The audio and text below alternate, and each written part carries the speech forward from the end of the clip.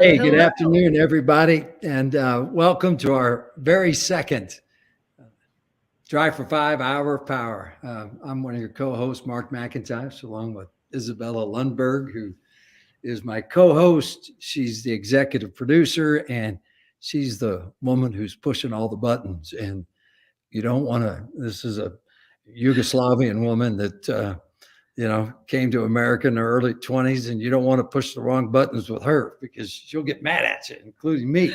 But I just want to welcome you, and Izabela, I just want to thank you for all the things you're doing to help Drive for Five get the word out there about live organ donation, less kidney disease, and better policies around live organ donation. So thank you for all you've done for us. Absolutely. It's a pleasure to do this with you. And thank you again for opportunity so that we can spread awareness. We can also educate, but also impact and help others that are in greater need.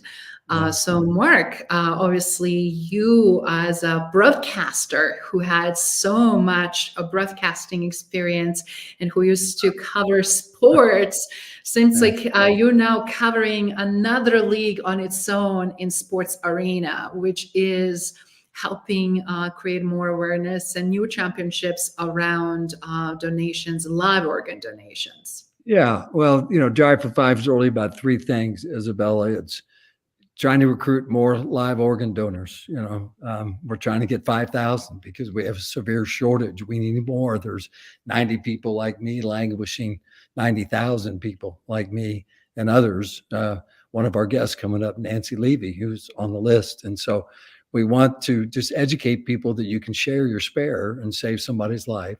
We're also trying to keep 5,000 people from falling into kidney disease because trust me, I've been on dialysis for a year. It's no fun. And kidney disease is becoming a major problem in America, especially for the Black and brown communities. So we're trying to keep 5,000 people from falling into kidney disease. And then we're also trying to advocate for innovative legislative policies that might remove some barriers to potential live organ donation. So every Friday on Drive for Five's Hour Power, we're going to talk to people. And I can't wait for everybody to meet our guests today, Nancy Levey and Steve Crider, and the work they've been doing to try to help us raise more awareness to this. So really looking forward to unpacking that with Nancy and Steve here in a little bit. But, and we obviously want people, you can comment in the comment section. You can ask questions. We are here to help. So you ready to get going?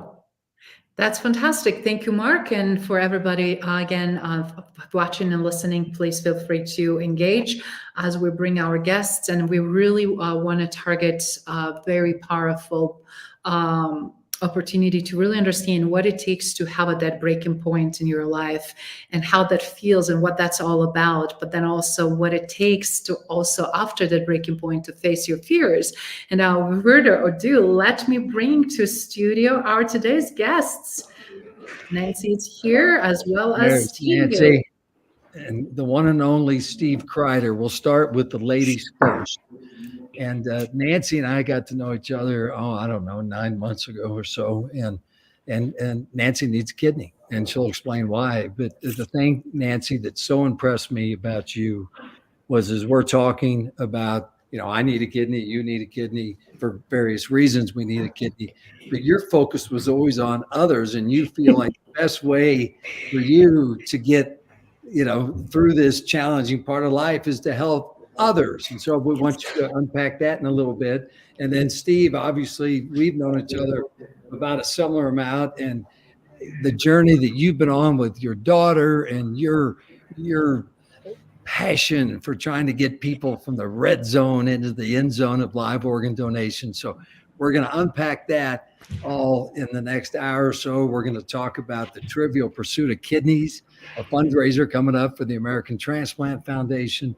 And we're just going to talk about live organ donation, kidney disease, and all that kind of stuff, and just try to humanize what is, I think we all would admit it's not an easy thing to talk about, but we got to talk about it because America has its own kidney crisis and more live organ donors and all that jazz.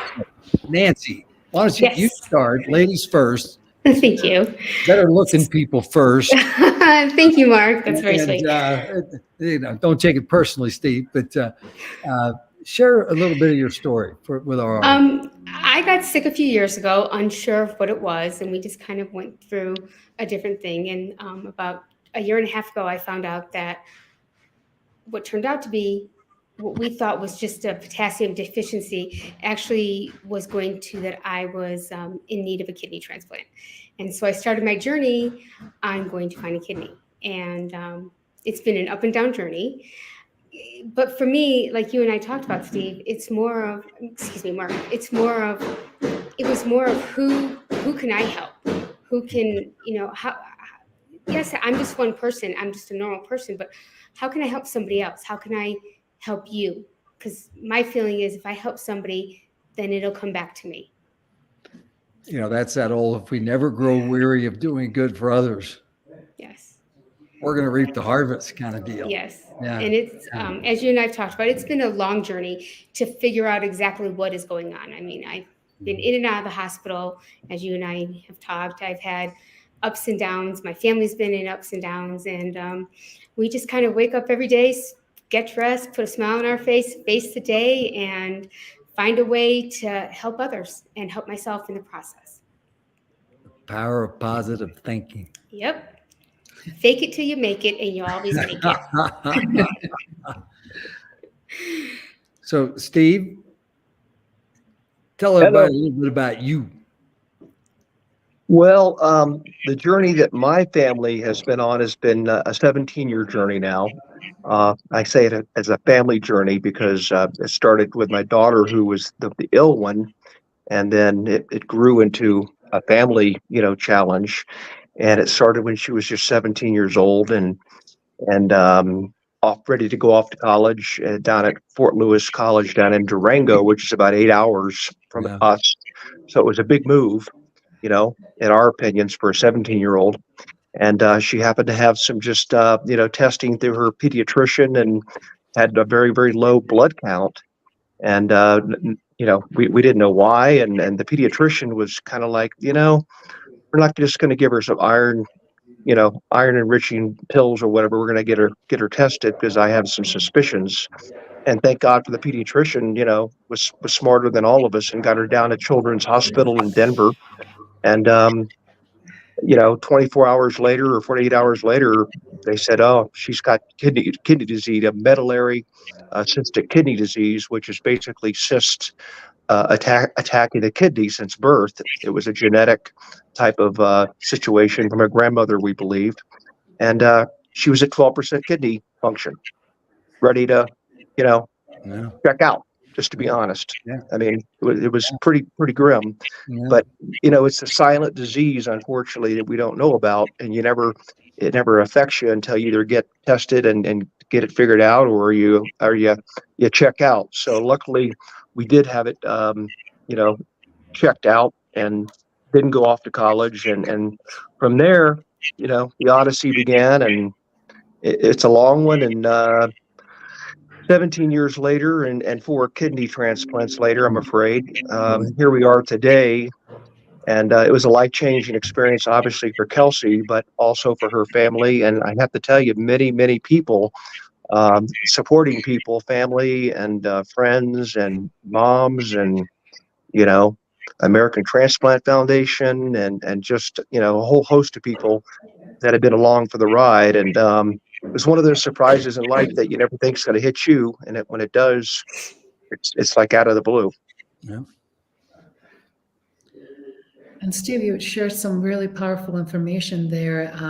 For Kelsey, it's been the 4th time, as I say, the charm. It must be insane roller coaster emotionally and mentally to handle, in addition to obviously physically. Do you mind sharing a bit about how was that journey and what things you were going through? And you were obviously her first donor. And what reactions you had when was all this happening? Yeah, it's a challenge to talk about, but I'll get through it here. The initial diagnosis was, either dialysis or a new kidney, and that was pretty frightening to the family. So when you talk about fear and trepidation, that's where it all came out of nowhere. It's like, what do you mean? We have to, go on this dialysis, which I wasn't aware of. I was as naive as anybody. Or you have to find a new organ like live, because we all just take it for granted that our organs are going to work. And when we hit 80 or 85 or 90, we start to have, issues with our organs, and we check out, right? And the docs at Children's Hospital said, no, no, no, we got to do something like now. He's at 10 to 12% failure. And so we transferred her treatment over to UCH, which is Colorado Hospital. They had a transplant program. And again, this was all new to her and her mom and I. And so we just kind of rolled with what they told us. We kind of rolled with the punches. And all of a sudden we were at hospitals and going through testing. And they said, she's going to start dialysis soon unless we get her a match. And I'm like, well, I'll get tested. I'm the dad, right? And the sister got tested, and it was such a simple, but complicated situation, because all you have to do to get into the game, and as Mark and I have talked about, you want to get into a game is you got to try out for the team, right? And trying out for the team is basically just going ahead and getting a quick blood test. And I think I had a feeling my blood was, an O blood type like hers, but I didn't know that much about it. And so I had the blood test, which was very simple. Again, I'm trying out for the team, and they said, lo and behold, you're the perfect match. You got, all of the antigens are lined up. You're as close to a twin of Kelsey's as we could get, and you're going to go through the testing. And I'm like, okay, I'm on board. And that was the second part of the fear. Now, I'm involved medically besides my daughter. And now I have to go through the journey, personally, which was a challenge. And but it was not as hard as you thought. There was no cost to it. I mean, it was something that I embraced and accepted and said, okay, you got to do what you got to do to save your kid's life, right? Yeah. And we're going to continue to unpack this story over the next hour. And you talk about, facing your fears, and you've talked about jumping in and getting into the game. And we have a link on the site. If Izabela, if you could put that up, if anybody, you're sitting there as we go through this hour and you're considering, you know what, after listening to Steve and listening to Nancy, I want to investigate how I can share my spare and save somebody's life. You can go to the link that will be up, and Izabela's going to put that up. And so, Steve, so I look forward to, we'll continue to unpack this. Nancy, I wanted to ask you. Yes. A lot of people don't realize once you go on a list. So Nancy and I are on a list right now. We need kidney transplants. But you can go on and off that list depending upon your health, correct? Nancy? Actually, you go on, it's not technically on and off, inactive, active. Yeah, well. And so sometimes you're too sick to be on the list and you become inactive, and sometimes you're okay and you're back on, or something happens. I broke a bone and I was inactive, and it's a roller coaster that goes like this. And I go every 2 weeks to get my blood tested to see if I'm still okay in the right numbers to receive a kidney. And you're okay right now? You're back? Right now, I found out I'm back active. Yeah, I'm back active. I'm very lucky. I have a wonderful support group between my family and my friends who, like Steve, have all gotten tested and are willing and able and ready whenever it comes to fruition that it's my turn. And but going on and off the list changes things. Inactive, it changes, if a deceased kidney came to me while I was inactive, I wouldn't be eligible for it. But if one of my living donors, they're being tested, they stop the testing sometimes and wait until I'm active again. So it's an up and down roller coaster. It's a very difficult, long process. There's anger, there's frustration, there's like, okay, it's going to be okay. You know, there's a lot of soul searching through this, things that I never realized happened. I thought when you went on a list, that was it. But as you know, Mark and Steve, I don't know if you've experienced it, but being on the list does not mean that the list helps you find that kidney. You do all of it yourself. You have your champions to help you. You know, we have American Transplant Society. We have Drive for Five. We get the word out there. And you really just have to plow through it every day and just and make it nobody's work. been a better advocate than Steve Crider. Yes. His daughters had 4 kidney transplants. Amazing. You were the first, Steve. I'd love talk about what it was like when, unfortunately, your daughter's body kind of rejected your kidney, but then that just inspired you to, you know, go find more. I mean, where did that, talk about that, unpack what was going on there? Well, you know, I kind of went through that emotional roller coaster that Nancy just mentioned when the rejection took place. And it was a lot of like questions, why and how, and, you know, you're the perfect match. You know, you're here to save your daughter's life. What the hell happened? And the docs were, you know, they just didn't understand themselves. It's kind of a mystery to everybody. So I went through that grieving period, but it was pretty short because, you know, once they had to remove Kelsey's kidney, about 3 months after or 4 months after we had the initial transplant, she was back on dialysis.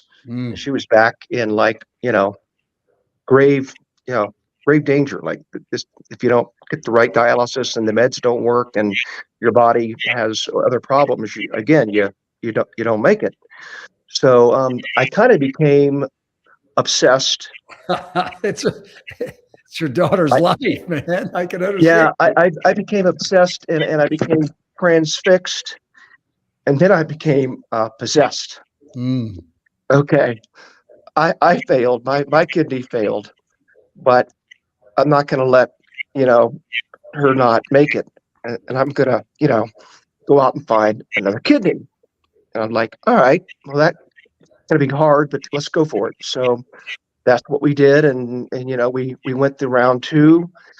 We had a donor step up and go through the process, and while they weren't the perfect match like I thought I was, they were close enough, and the docs at UCH said, okay, let's go for round 2, and we tried that transplant. Sadly, same thing happened, but shorter. Her antibody count. Antibodies are great for protecting you, right? Until they're not.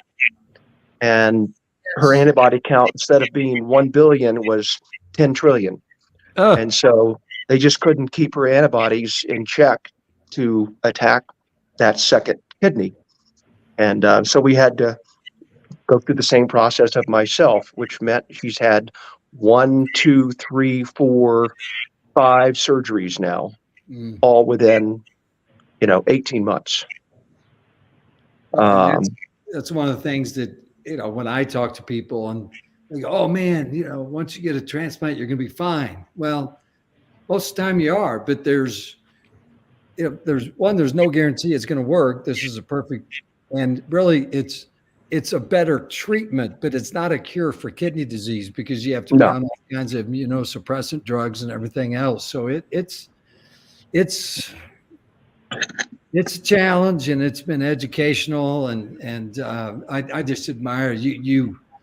You have been relentless, and it has inspired you to try to help people get, as we've talked about football terms for football fans out there. You'd always talk about, oh, that team's not doing very well. Once they get inside the red zone, they can't score. Well, we're trying to get people from the red zone, which is considering sharing their spare, into the end zone, actually sharing their spare. And but you know, it's a process, but people like you know how to recruit. Way to go, buddy. We need more of you. We need to clone you. Right. Well, and that's a perfect, segue into like number three, number three donor. The first two were directed donors. They knew Kelsey. They were friends with the family. Number three and number four were non-directed. They had no idea who we were. Yeah. We went on TV. We had articles written. We were just relentless in our pursuit of getting the word out, to the universe. And the universe responded in a lady who read an article, one of like 50 articles and TV stories about Kelsey, and she responded and went and got tested. Her daughter's name was Kelly, and it was the same age as Kelsey. They ended up being college roommates, if you can believe that. After all was said and done, and Kay said, I call her Special K, much better than the cereal, and she stepped up and went through the testing, and she became a very, very good match for Kelsey. And but the one hindrance was just like, okay, this is the third time and we can't fail, right? Yeah. So I kind of went out and looked outside the system of UCH and said, with Kelsey's antibody count and where the challenges she's had the last two, we can't fail this time. So fortunately, I was able to find a doc in Mayo Clinic up in Minnesota who I got information to about her, and UCH was great. They shared information about her, and they took her case, and they said, yeah, we've got a regime we do prior to surgery with the right donor that we can make sure that her antibody count won't be the deficit, the negative this time. Mm. And so to your point about, getting on the field, Kay was on the field. She had gone through the testing. She was down to the 20-yard line. She was ready to go. She was ready to score, right? Yeah. So she was committed. But the last hiccup was like, Mayo said, guess what? Before we're going to approve her, she's got to come to Mayo Clinic and go through a week of testing herself. And then so I thought, oh, wow, that could be a showstopper. And I called Kay, and you know what her answer was? What? When do I leave? Mm. And do you have a plane ticket for me? That was her answer. Wow. So there's the power of the brain clicking and being down to the 20 and wanting to push through this and make it happen. So long story short, Kay got on the plane.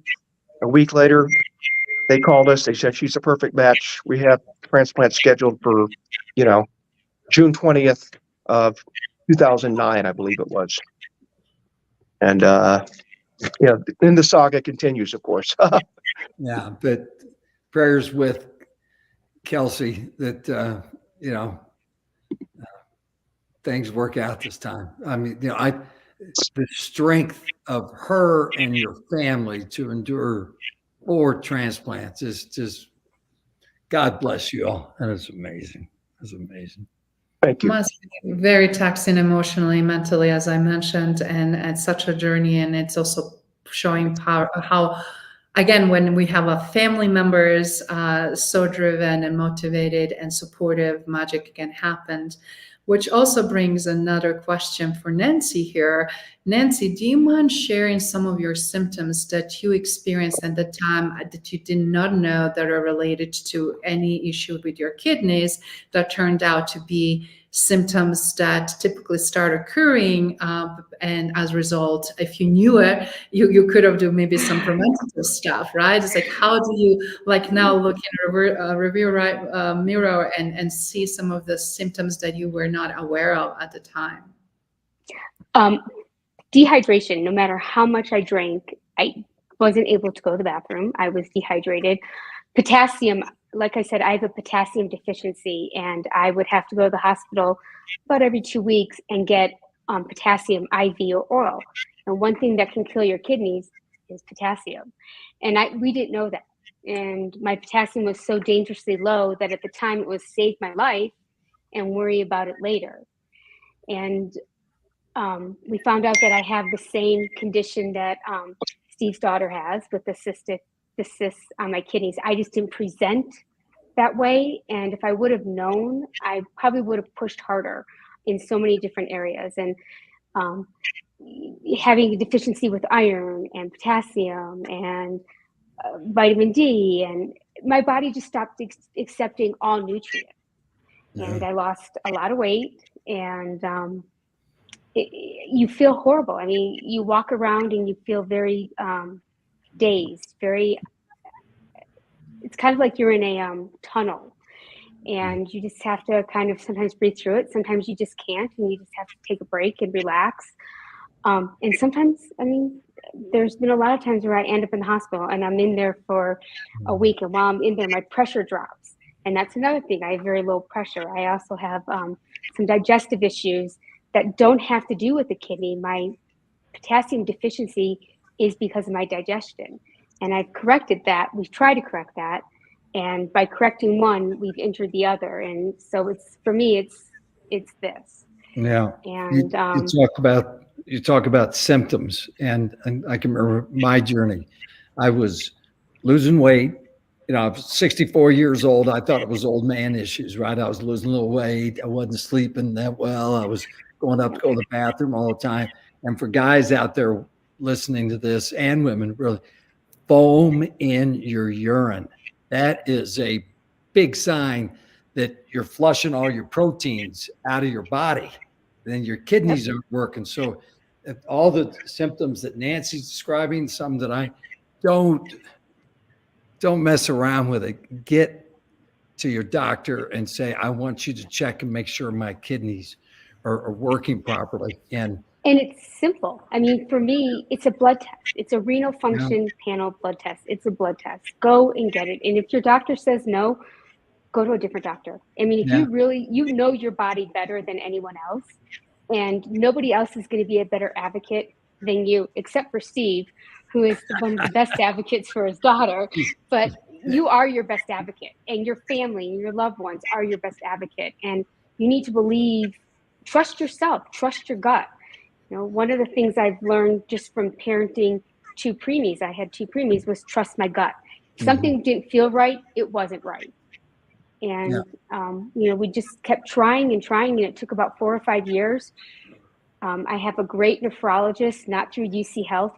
This is before I got on the transplant list, and they have just been phenomenal. And we found out that my kidney function was going down, down, down. And when it reached a point that there was no return, they stepped up their game and immediately got me over to UC Health to be tested, which, as Mark knows, is not an easy feat to get tested and then to get on the list. It's not easy to get on the transplant list, let alone stay on it. And then you've got people that would like to donate, and it's not, there's a lot of work involved. You have to be patient. I want to shift gears here for a second and talk about something a little more lighthearted. And we've talked about the American Transplant Foundation, and it's a wonderful organization based here in Denver, Colorado, that was started by the Steve Farber family.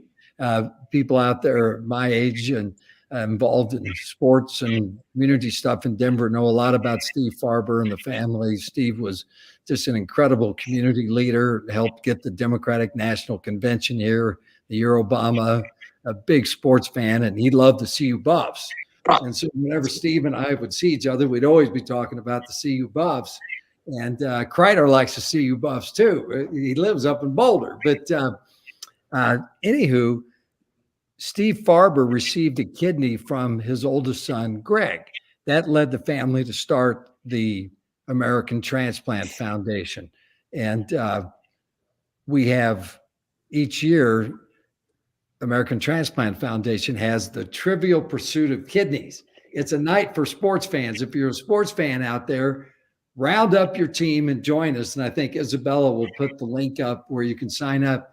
But it's a fun night. Greg is the MC. He's very entertaining, a lot of fun. And put together your trivia team, and we do sports trivia. But while we're doing sports trivia and having a good time, we're going to get educated on sharing your spare and kidney disease. So we encourage you to join us. It's Wednesday night, March 8th. Starts at 6 o'clock. Mountain Standard Time. The link is there in the chat, for lack of a better word. And we invite you to join us. But what I love is that both Nancy and Steve, the American Transplant Foundation provides resources where for people like who are considering sharing their spare. Steve can coach you up to get you across the finish line into the end zone from the red zone. And Nancy is here to walk beside people like ourselves, me and her, that need, because it's a roller coaster. How do you talk to your family? What do you say to them, etc.? And so the money that's going to be raised that night, and it's free. Trivial Pursuit of Kidneys is free. So round up your team, join us for sports trivia, but we're going to be raising money if people want to make a donation to support American Transplant, kind of restarting these coaching services that Steve and Nancy are going to be heavily involved with. So thanks to both of you for that. And feel free to chime in here. That is exciting, and I really hope that everybody take advantage of it. We'll be sharing more links as follows, but we also have here one of our participants that is watching and listening, asking specific question. I know we talked a second ago about a couple of things, that what happened with Super K, but also a question around what really happened with procedure regards to the NKR, and if you don't mind just sharing a little bit about that. The matching procedure, how was that experience for you and your family? Are you seeing that, Steve? Yeah. Mark Scotch, Mark Scotch, great guy, the founder of the Oregon Trail. I didn't know much about EPLET matching procedures, to be honest, because we had, the NKR has as you know, Mark, a voucher program, and I think that's what he's referring to. We went directly to the source, if you will, to living donors out there that were good matches for Kelsey, and they did all of that testing at UCH and then at Mayo, of course.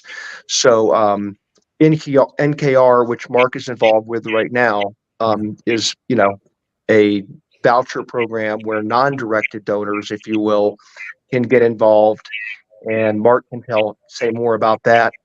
That one, if you like. I'm not as educated on that. I just know how we went about it, and Mark's doing a good job here. He answered the question for us, and he knows well. He's donated a kidney and a liver. He knows all about this, but for you all that are watching this, and Mark put it in there, by utilizing the NKR voucher program, it doesn't matter if your intended voucher recipient is ready for surgery wait list, irrespective or not, the donor can go ahead and donate on their schedule, give the person they want to help the voucher, and then they're ready. When they're ready, they can receive the kidney. So to try to, I think, break that down, and Mark, correct us if we're wrong. If you're out there and you want to share your spare, you can do that, and then it just sets up somebody down the road for success. And that's one of the things that NKR does a wonderful job of helping out potential donors. This is a perfect example of that. Would you agree with that, Steve? Absolutely. Yeah. I have a friend up here, Jeff in Boulder, who went through that. He was able to, be his own advocate. I mean, he was like me on steroids for his own health. He's an older gentleman, and he was able to get on and find a non-directed donor through the NKR voucher program. And then they named him as the beneficiary. And then when the right kidney came along from someone else that wasn't this specific person, and it was a good match for him, he was able to get that voucher and that kidney from, I believe it came in from California or wherever. They flew it in, same day as surgery or night before. So maybe, like in this, Nancy needs a kidney. Steve, you're going to, you've already given one. Izabela, you're going to give Nancy your kidney. Nancy's not ready for whatever reason. You could still go ahead and donate your kidney, because you're not a match, but then you give that voucher to her so that when Nancy is ready, her voucher matches her up with the most ideal match with her. Right. So,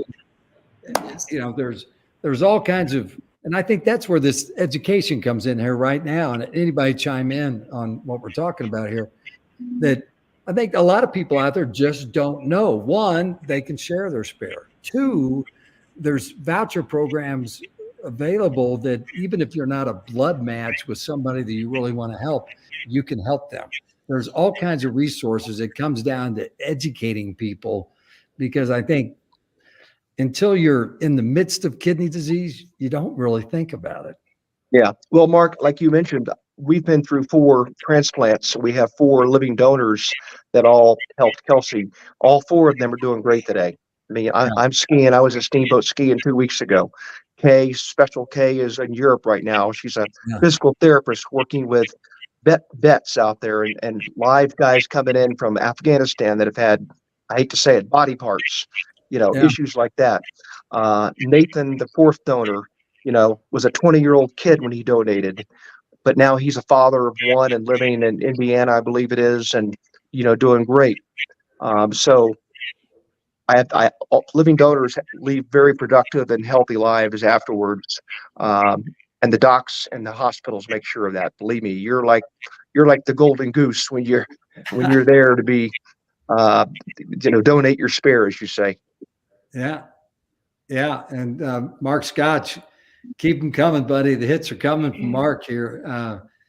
Talking about NKR, which Drive for 5, we love working with NKR. We've realized that, we're trying to get 5,000 live organ donors, and guess what? We want the best care possible for them. And NKR has all kinds of resources in working with the various transplant centers around, and Drive for 5.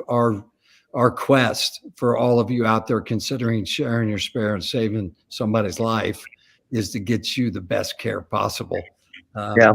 Well, what you're going to find out, Mark and Nancy, is when you do get your shared spare, and the living donor does step up for you, if it's someone you know or you don't know, it's going to change their life. It's going to change your life. They're going to help you live, but it's going to change their life dramatically, for the better. I mean, they're going to have a directed life. So every morning they wake up, they're going to go, wow, Nancy's alive, and I get to talk to her tomorrow and the next day and the next day. And they're going to feel darn good about themselves the rest of their lives. And it's a life-changing experience, not only for Nancy and Mark and for Kelsey, but for the living donor also. It's an experience that it's hard to describe and understand until you go through it. So it's such a selfless act to save somebody's life. And for me, and Mark, I'm sure for you, it's a very humbling to know that there are people out there who we know who are getting tested. It's very humbling and overwhelming. And just to know that somebody is that selfless, it means a lot. It means more than I can ever say. They're heroes. I mean, they don't want to be named at, because most of them are very humble. Special K and Nate. I call Nate Superman. He's my Superman. And he's like, well, I'm looking for a direction in life, and this came along out of the blue, but they're heroes.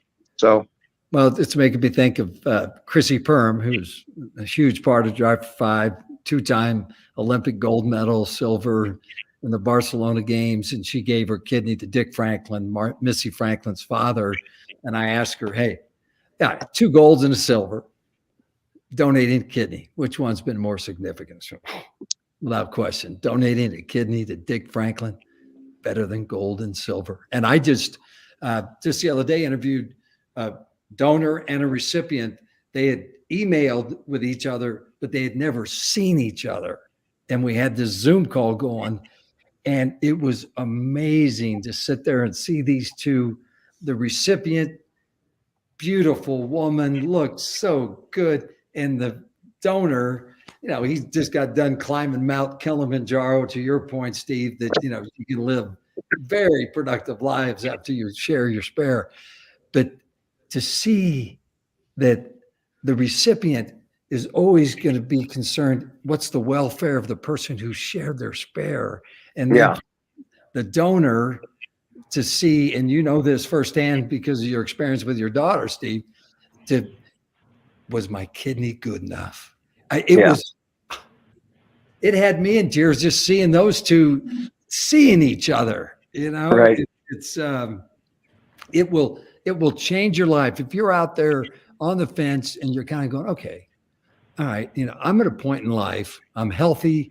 I can share my spare and save somebody's life. I can leave a priceless legacy, better than gold and silver. Again, we've got the link to the National Kidney Registry where you can just get started. At the very least, you're going to get $1 million checkup if you just take that first.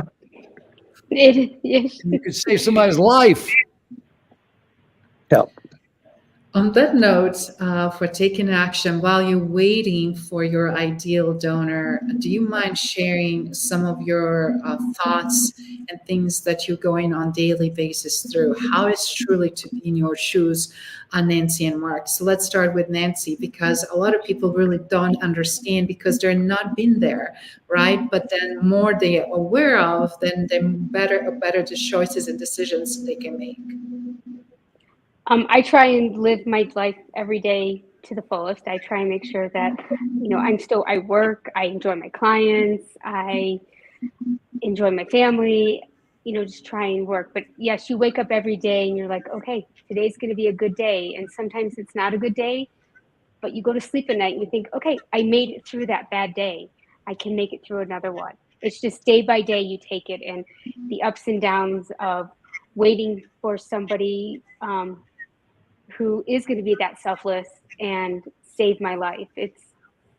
For me, it's very overwhelming. It chokes me up. It's very hard to talk about how I feel about it, but it just means the world to me to know that there are people out there who are, like Steve, true heroes and just selfless. And so it gets me through my day. If somebody's willing to get tested and do that, then my job is to live my life to the fullest and get up every day and face it with a smile and just keep going. Whether it's good, bad, ugly, whatever kind of day it is, just do it.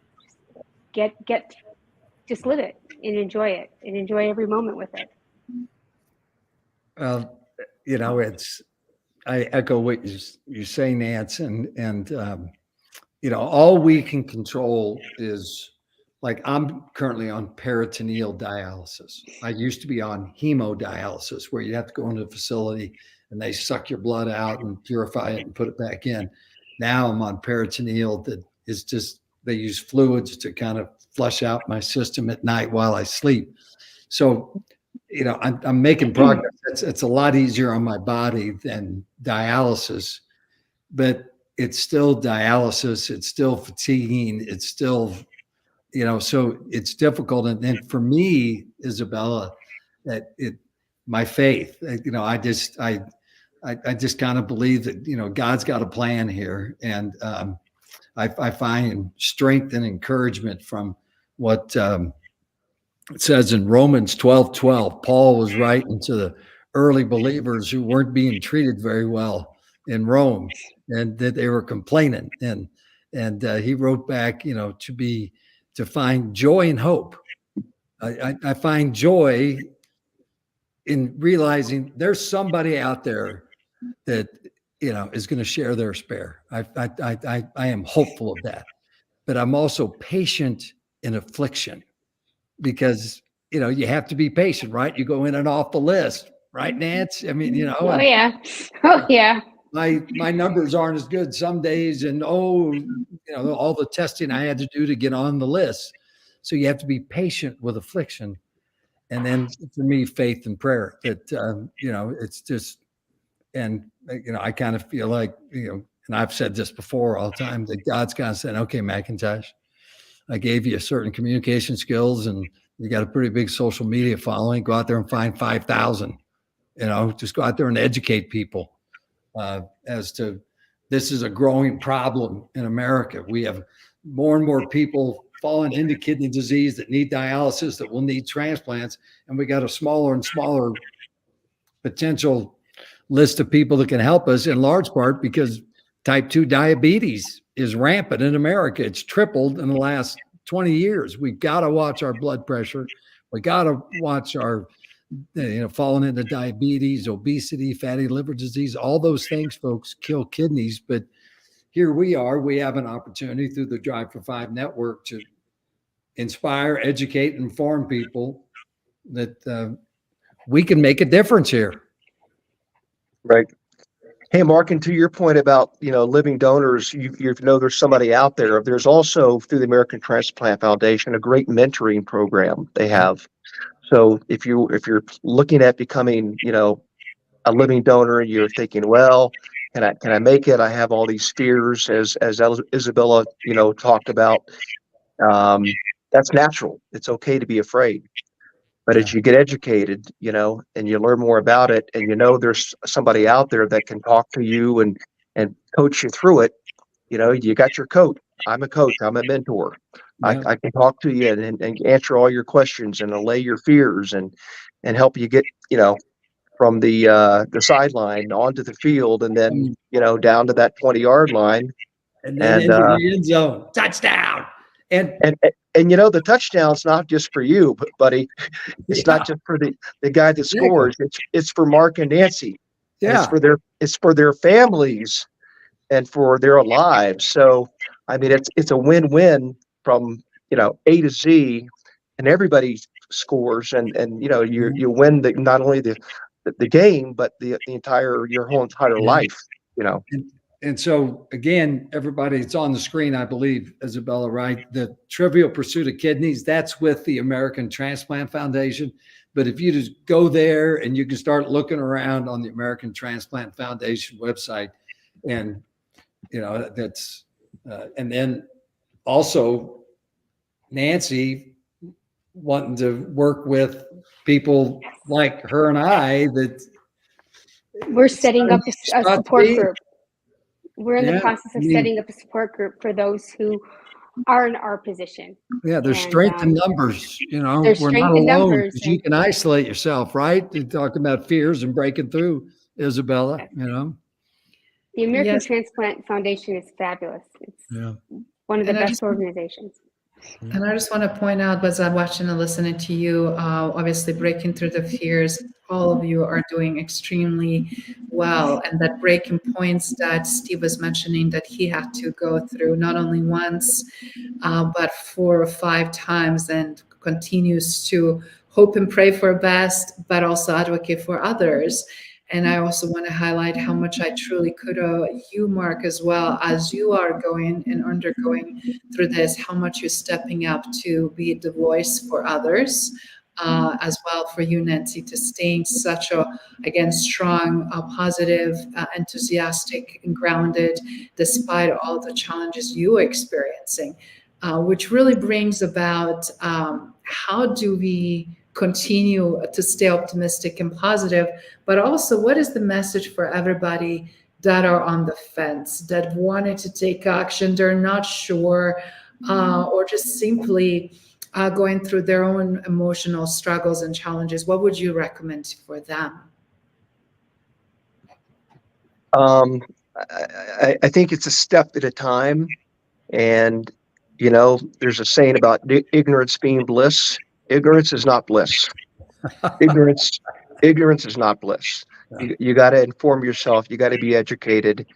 You got to get out there and ask questions. I got the answers for you. If if you want to hear all the good, and people ask, well, is it painful? Is it going to hurt? Well, yeah, but pain is temporary, right? But donating a piece of yourself to another person and giving them a whole new life is forever. So, you want to change your own life and someone else's, you're doing it for forever. So, and there's a lot of support groups for you, myself, American Transplant Foundation, and of course, your family and the person you're donating to, they're going to be your BFFs, trust me, until, time. Yeah. Nancy, your thoughts? If you're on the fence, talk to somebody. Reach out to Steve, the American Transplant Society. Talk to somebody and learn, because education, knowledge is power, and give yourself all the power. And it's even if you end up not being that person's donor, first of all, it's $1 million checkup. It's a checkup that you will never have again. And it's free. It's free. It's free. You don't pay for it. But reach out to somebody, talk to somebody. Maybe, you have somebody in a religious preference, or a teacher or a mentor or a doctor or Steve or the American Transplant Society or the National Kidney Register. Drive There's so for many five. people to Just reach just out. reach out to Drive us. to We'll get five. you connected. We can Okay, get people I connected to whatever you need. I am connected to somebody who has had a kidney transplant, and we do talk, and it's really nice because I can ask my questions to her. But one of the questions I can't ask is what does my recipient feel? What's their fear? Mhm. And so I can go to Steve and ask Steve. So if you're on the fence, reach out, just ask. There's always somebody there. I promise. Any of us are here to help you, and we can help you find that right person to talk to. For people that, you follow Drive for Five Network on LinkedIn, Facebook, YouTube, just reach out and say, I need some help, and we will get you connected. But I think it's important for people to know some numbers. Right now there's about 90,000 of us on transplant lists. 15 people die daily waiting on that list. And most of the transplants these days are deceased donors. And again, want to remind people that it's wonderful that people sign up on their driver's license to be a donor, but less than 2% of those ever get used because you have to die in a controlled setting. So it's wonderful, but it's not as efficient as a live organ donor. But right now, about 70% of all transplants are deceased donor transplants. That's what Drive for Five is all about. We're trying to get more live organ donors into the mix. So that's what I love about Porter's transplant program right now. More than 50% of the donors are live organ donors. So Porter's doing a good job, and we're thrilled to be working with them as well to try to get the word out to people, because I think, again, education is just so critical. 90,000 of us, and there's about 25,000 transplants a year. So do the math. There's a lot of people languishing on these lists, and that list is getting longer and longer and longer as America's unhealthy habits put more people into kidney disease. That's what we're trying to say. Hey, folks, watch your weight, watch your blood pressure, stay away from diabetes and fatty liver disease, because you are setting yourself up for problems down the road. So there's an urgent call. We've got a kidney crisis in America, but Drive for Five is here to try to help. And we just appreciate, warriors like you two that are fighting the good fight out there each and every You day. too, Mark. You You as well. Well, it's I think we have a choice, right? When we're back to our breaking point, right? The whole theme of this hour power has been our breaking point. And what happens when we get that? And it might not be kidney disease. It might be, a divorce. It might be an illness with your child. It might be a job loss. When we have those moments in life where we're sitting there going, what the hell is going on around here? How are we going to deal with it? When you and I first met, we talked about your peaks and your valleys. I don't know if you remember, but what makes you are your valleys, not your peaks. It's how you climb yourself back up. Yeah. And you get, there's a lot of things. It's a marathon and not a sprint.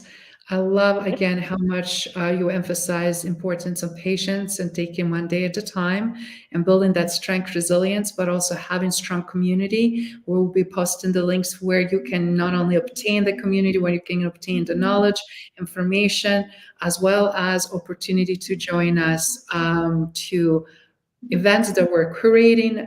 We'll be having these lives every Friday at 11 a.m. Mountain Standard Time, so that everybody on different geographic regions can join us, specifically here in the United States, as we're really focusing on crisis that's happening here. That also can have a ripple effect and influence and change what is also happening internationally. And in closing remarks, Mark, back to you. Okay. Well, I was going to just thank Steve and Nancy. It's been so wonderful to thank you for sharing your stories and, and being vulnerable. And I love you guys, and we've become all buds. We've all been thrust together through kidney disease, end stage renal disease, and all that kind of stuff. And I wouldn't trade that for the world in terms of the relationships we have built here. But looking ahead to next week, the third thing that Drive for Five is very involved with. So, we're trying to recruit 5,000 live organ donors. If you're healthy, past child-rearing years, and want to get back with significance, share your spare. Try to avoid kidney disease. But the third thing we're trying to do is advocate for more innovative legislative policies at the state and federal level, that like a tax credit. We give tax credits for solar panels and for electric vehicles. Why in the world would not give a tax credit to somebody who's willing to share what they have in abundance to save somebody else's life? So here in Colorado, we've been strong proponents of House Bill 1232, and then there's a federal bill that we're trying to get passed called the End Kidney Deaths Act, and that would give a $50,000 credit and workplace protections and the voucher program available.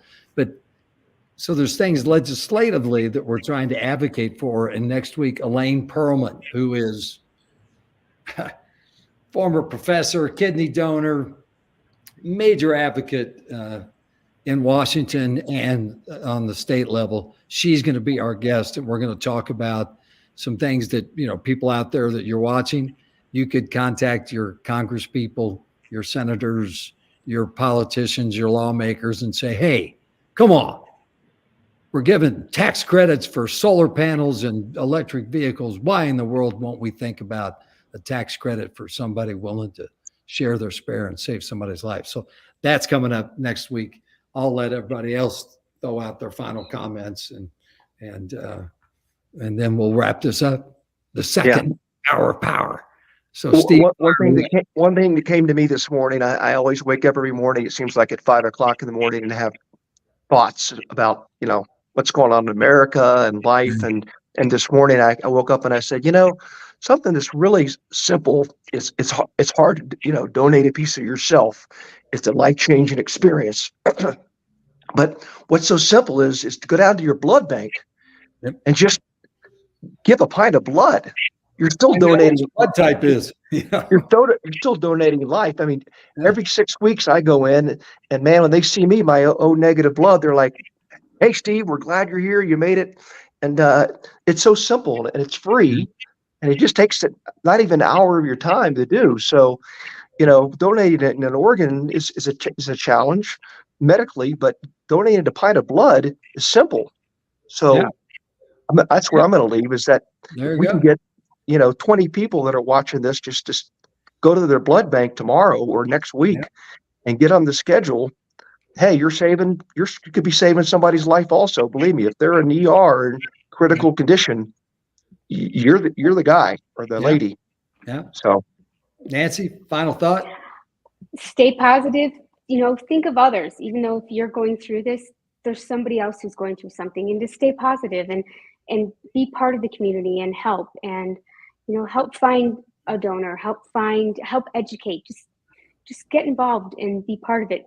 It comes back to you in spades in so many different ways. It's going to come back to you in the form of a kidney. Izabela, final thought?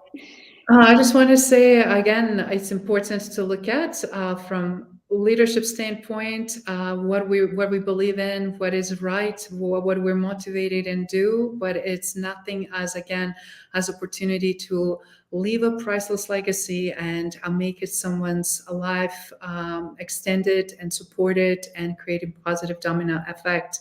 So leading by examples, right? So thank you for your stories, and also we look forward to see how your journey unfolds in months to come. We're rooting for you. So well said. I can thank everybody, and two things for everybody watching. Okay. If you want to think about sharing your spare, go to the link to the National Kidney Registry that we have. Drive for Five has a link there that you can get you started. And if you want to be part of the trivial pursuit of kidneys, to help out the American Transplant Foundation and its coaching programs of getting people into the end zone or working with people that are in the boat of needing it.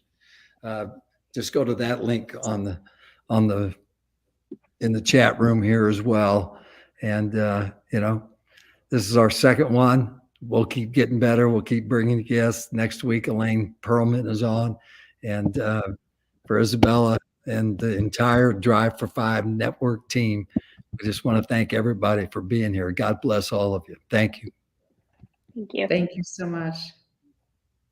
Thank you. May the 4th